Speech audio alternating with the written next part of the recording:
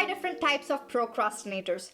And once you understand which procrastination style or combination style you fall into, you can easily break this procrastination behavior and also get your project done early once for all. The first type of procrastinators on our list are the overbookers, who usually say, "I'm busy doing stuff." These procrastinators are pro at filling up their calendar and are also overwhelmed. You might think the overbooker would do everything and get things done, but in reality, they say yes too often and are unable or unwilling to make choices and establish priorities. Rather than facing challenge heads-on and admitting they don't want to do something, for an overbooker procrastinator, it's easy to place blame on having other important things to do. So, if you're someone who is always doing something but never gets accomplished anything, or you frequently complain about being too busy, perhaps you also have difficulty saying no to the things that you don't want to do, then you are an overbooker. To overcome this procrastination style, first, establish boundary by saying no more often. And secondly, prioritize the tasks that are aligned with your long-term goal over short-term gratification. The second type of procrastinators on our list are the perfectionists. They say, if I don't do the task extremely well, then I'm a failure. The perfectionists procrastinate because of the fear of failure. However, for perfectionists, the fear equates not being able to do the task perfectly. This group of procrastinators pays so much attention to detail that they often cannot finish the project. A good example for this are people who are waiting to start the business until everything is perfect and organized.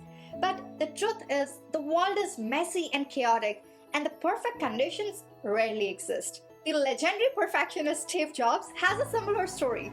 In the book Steve Jobs, his wife Lauren Powell disclosed that his obsessiveness with perfection caused him to delay purchasing a couch for 10 long years. So, if you are someone who fears failure, fear that your best effort won't be good enough, if you have tendency to be rigid, stubborn, or picky, or even if you're preoccupied with detail, rules, and schedule, then you, my friend, are a perfectionist procrastinator. To overcome this procrastination style, instead of being perfectionist, give yourself a set deadline by which you must complete the task. This will help you avoid being too much indulged into detail and also complete the project on time and start with new tasks on hand. This brings us to the third type of procrastinators, the worrier.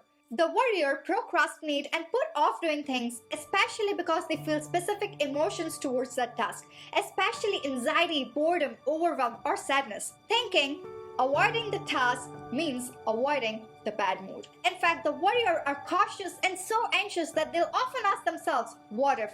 They'll spend so much time thinking about the anxiety, which makes them even more afraid to step down and do what must be done. And because of their behavior to avoid important and difficult tasks, the worrier are also known as avoider.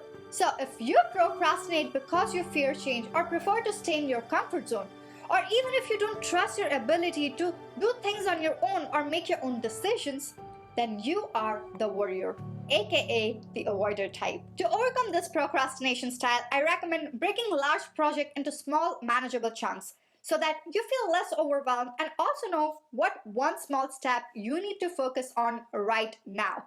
I'll be explaining this process in depth in my next video, the science-backed methods to overcome procrastination. So make sure you subscribe to my channel and press the bell notification so that you are notified when I publish my next video. Now, if you say, I work best under pressure, then you are the crisis maker.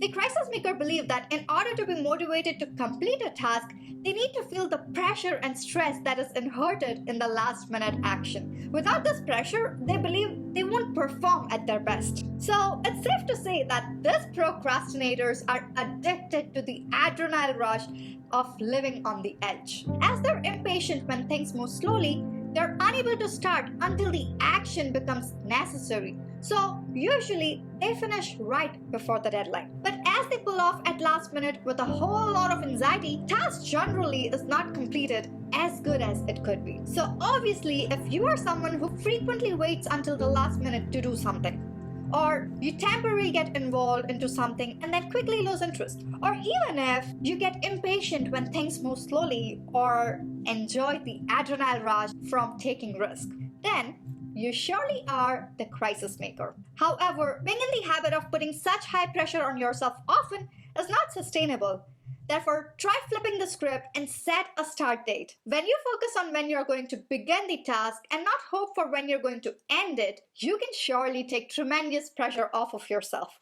Try it out. And the last type of procrastinators on our list are the opposite of crisis maker, the novelty seeker, who usually say, I just had the best idea. The novelty seeker cannot stick to one task. It's easy for them to get started, but they rarely finish anything. They want to try different things before they even complete the first one. These are the procrastinators who have all great ideas of what they want to do and thoughts of wonderful things, but they hate dealing with annoying details.